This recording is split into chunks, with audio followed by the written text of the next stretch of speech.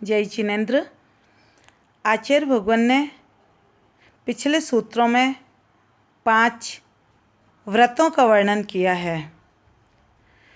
इन व्रतों के सेवन से, इन व्रतों के धारण करने का क्या फल है, इसे देखते हैं अपन कि जो पुरुष उत्तम औषधि के समान इन व्रतों का सेवन करता है, उसके दुखों का क्षय हो जाता है।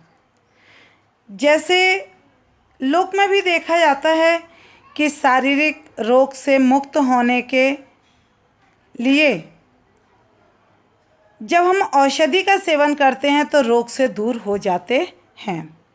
उसी प्रकार जन्म जरा मृत्यु रोग से पीड़ित आत्मा महाव्रत रूप औषधि के सेवन करने से असाध्य जो ये तीनों रोग हैं, जन्म जरा मृत्यु, इनसे मुक्त हो जाती है। पिछले सूत्र में हम सभी ने अहिंसा व्रत की भावनाओं को देखा। आज हम सब देख रहे हैं सत्य व्रत की भावनाएं। क्रोध लोभ भीरुत्व हास्य प्रत्याख्यानान्यनु वीच भाषणम च पंच। ये भावनाएं जो हैं, भावना का मतलब होता है बार बार चिंतन करना, और जब हम इन भावनाओं का बार बार चिंतन करते हैं तो हमारे व्रतों में और ज़्यादा दृढ़ता आती है। अपनी व्रतों की दृढ़ता के लिए हम आज सत्य व्रत की भावना को देखेंगे। क्रोध प्रत्याख्यान। प्रत्याख्यान का मतलब होता है त्याग। क्योंकि व्यक्ति गुस्से में आकर के कई बार कुछ भी बोल जाता है, वो अच्छा भी हो सकता है और बुरा भी हो सकता है। इसलिए क्रोध का त्याग करना ये सत्य व्रत की भावना कही गई है। यदि व्यक्ति गुस्सा ही नहीं करेगा तो उल्टा सीधा बोलेगा भी नहीं, तो वह अपने सत्य व्रत का पालन कर लेगा। दूसरी बात कही गई है लोभ प्रत्याख्यान। लोभ प्रत्याख्यान, लोभ कहलाता है लालच। व्यक्ति लालच में आ करके कुछ भी झूठ आदि बोल लेता है, और जब उसके अंदर से लोभ समाप्त हो जाएगा तो झूठ से अपने आप बच जाएगा। तो आचार्य भगवान कह रहे हैं यहाँ पे कि लोभ का प्रत्याख्यान करने से, लोभ का त्याग करने से हमारी सत्य व्रत की रक्षा होती है। इसलिए दूसरी भावना कौन सी कह दी है? लोभ प्रत्याख्यान। तीसरी भावना की बात आती है भीरुत्व प्रत्याख्यान। भीरु यानी होता है भय, और भय का मतलब होता है कि कई बार व्यक्ति भय के कारण कई प्रकार के झूठ बोल देता है। अरे हमको डांट ना पड़ जाए तो झूठ बोल दिया, अन्य किसी प्रकार का भय हुआ तो झूठ बोल दिया। तो आचार्य भगवान यहाँ भय का प्रत्याख्यान भी करवा रहे हैं कि भय के कारण भी हम किसी भी प्रकार का झूठ ना बोलें। जब भय छूट जाएगा तो झूठ अपने आप ही छूट जाएगा। और चौथी बात आचार्य भगवान कह रहे हैं हास्य प्रत्याख्यान। हंसी हंसी में भी व्यक्ति बहुत सा झूठ बोल जाता है, तो आचार्य भगवान कह रहे हैं ऐसी हास्य का भी त्याग कर दो तो तुम झूठ बोलने से बच जाओगे। हंसी हंसी में व्यक्ति बहुत कुछ कह लेता है, सही भी और झूठ भी। तो आचार्य भगवान यहाँ सत्य व्रत की भावना में कह रहे हैं कि हंसी का भी प्रत्याख्यान कर दो। और सबसे महत्वपूर्ण बात, 5वीं बात कह रहे हैं आचार्य भगवान कि अनुवीची भाषण। अनुवीची भाषण का मतलब होता है कि शास्त्र के अनुसार निर्दोष वचन बोलना। यह बहुत महत्वपूर्ण बात है।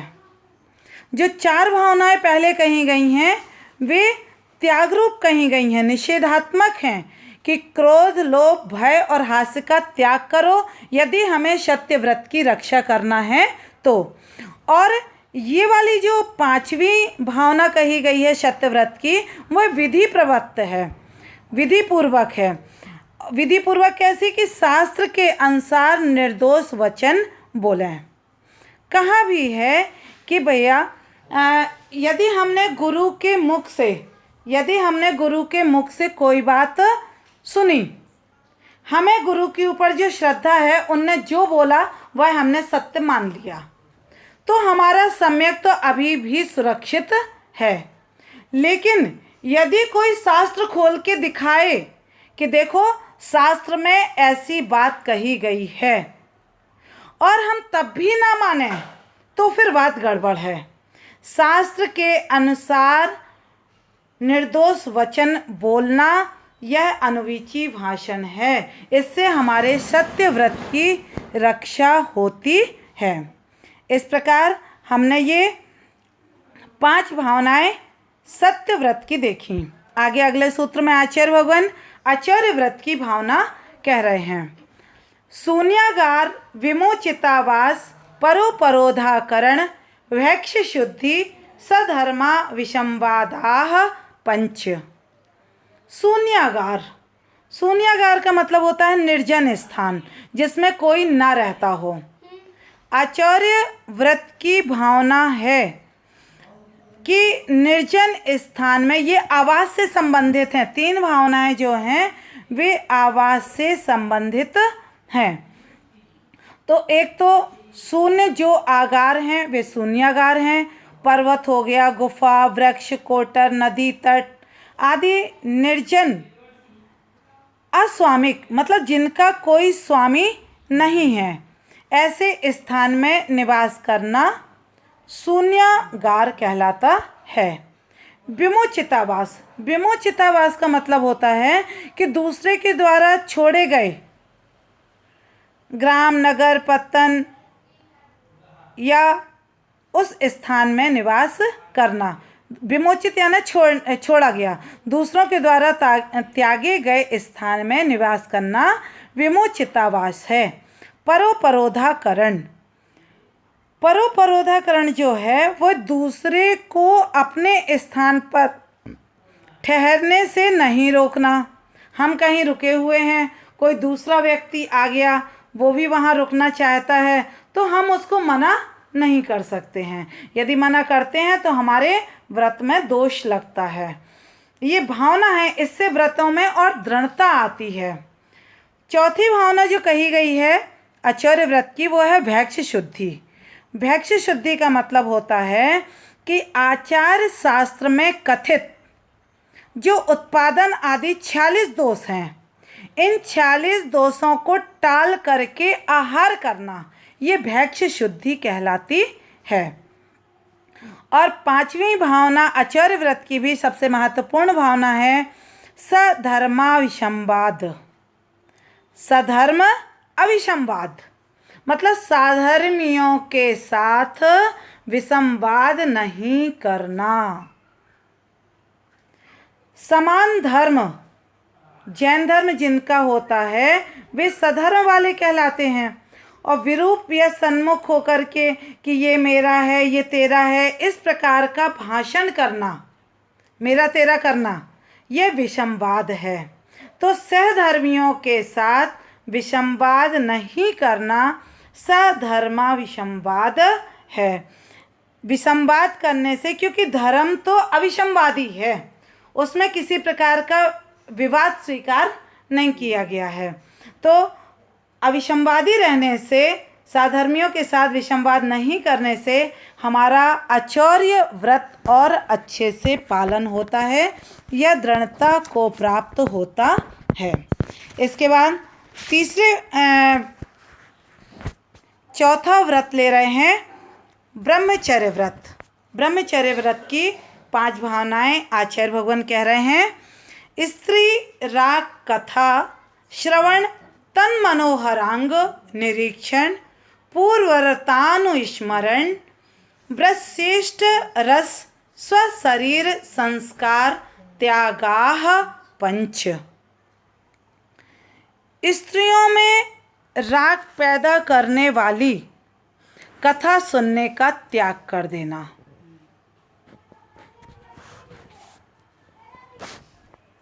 ऐसी कथाएं जिससे स्त्रियों में अनुराग बढ़े वो स्त्री राग कथा है, और उस स्त्री राग कथा का त्याग कर देना हमारे ब्रह्मचर्य को दृढ़ करता है। स्त्रियों के मनोहर अंगों को देखने का त्याग, पूर्व में भोगे गए भोगों के स्मरण का त्याग, गरिष्ठ रसों का सेवन और शरीर को संस्कारित करना मतलब सजाना धजाना।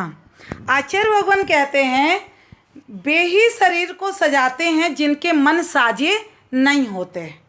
जिनका मन साजा होता है वे शरीर को सजाने के भाव नहीं रखते हैं। तो आचार्य भगवान कह रहे हैं यहाँ पे कि शरीर के संस्कार का भी त्याग ब्रह्मचर्य व्रत को दृढ़ता से पालन करवाता है, दृढ़ता में सहायक है। इन 5 क्रियाओं को त्याग करके और 5 भावनाओं को भाने से ब्रह्मचर्य व्रत स्थिर होता है। इन भावनाओं को भाने से व्रतों में स्थिरता आती है। कुछ और भी क्रियाएं हैं जिनसे ब्रह्मचर्य का घात होता है, जैसे अश्लील चित्र देखना, चलचित्र टीवी आदि में अश्लील दृश्यों का देखना, अश्लील गाने सुनना, उपन्यास पढ़ना, संस्कृति के विरुद्ध वेशभूषा पहनना आदि क्रियाएं भी ब्रह्मचर्य की घातक बनती हैं। अतः ब्रह्मचर्य व्रत के धारक को व्रत की रक्षा के लिए इनका भी त्याग करना चाहिए। आगे आचार्य भगवान कहते हैं कि परिग्रह त्याग व्रत की भावनाएं कौन कौन सी हैं। अच्छा, एक बात और देख लें, स्त्रियों में भी 6 प्रकार की स्त्रियां कही गई हैं। कुछ चेतन होती हैं और कुछ अचेतन होती हैं, जैसे मनुष्यनी, तिर्यंचनी और देवांगना। ये चेतन स्त्रियां हैं, और काष्ठ या लकड़ी की या धातु की या चित्र आदि में, मतलब टीवी मैगजीन आदि में जो चित्र हम देखते हैं, ये अचेतन स्त्रियां हैं। इन 6 प्रकार की स्त्रियों से हमें दूर रहने का प्रयास करना चाहिए। और सील की 9 बाढ़ें हैं। इन जैसे खेत में अपनी फसल को सुरक्षित रखने के लिए चारों तरफ से बारी लगा दी जाती है कि कोई पशु आकर के उसको चर ना जाए, खा ना जाए। ठीक ऐसे ही अपने सील व्रत की रक्षा के लिए 9 बाढ़ें आचार्य भगवंतों ने कही हैं। वे बाढ़ें कौन सी हैं, हम एक नज़र डालते हैं इनमें। स्त्रियों के समागम में नहीं रहना। जहाँ स्त्रियाँ रहती हों वहाँ साधुओं को नहीं रहना चाहिए, व्रतियों को नहीं रहना चाहिए। उन्हें विकार या राग की दृष्टि से नहीं देखना। उनमें परोक्ष में विकारमय संभाषण, पत्राचार आदि नहीं करना। पूर्व में भोगे हुए भोगों का स्मरण नहीं करना। काम उत्पादक गरिष्ठ भोजन नहीं करना। काम उत्पादक साज श्रृंगार नहीं करना। और स्त्रियों के आसन, पलंग, बिस्तर पर नहीं बैठना सोना। कामोत्पादक कथा, गीत आदि नहीं सुनना। और भूख से कुछ कम भोजन करना। ये सील की 9 बाढ़ें हैं। इनका पालन करने से ब्रह्मचर्य व्रत में और दृढ़ता आती है। और महिलाओं को ये सभी पुरुषों के संबंध में समझ लेना चाहिए। आगे आचार्य भगवान कहते हैं 8वें श्लोक में, मनोज्ञा मनोगेंद्री विषय राग द्वेष वर्जनानि 5। मनोज्ञ और अमनोज्ञ। मनोज्ञ का मतलब होता है जो चित्त के अनुरंजक हैं, चित्त को अच्छे लगते हैं, वे मनोज्ञ हैं, और जो अच्छे ना लगें वो अमनोज्ञ हैं। तो ऐसे मनोज्ञ और अमनोज्ञ इंद्रिय के विषयों के क्रम से राग और द्वेष का त्याग करना, ये अपरिग्रह व्रत की 5 भावनाएं हैं। इन भावनाओं को भाने से व्रतों में और दृढ़ता आती है। हमें सामयिक आदि में निरंतर इन भावनाओं का चिंतन करना चाहिए, जिससे हमारे व्रतों में और अधिक दृढ़ता आए। जय जिनेंद्र।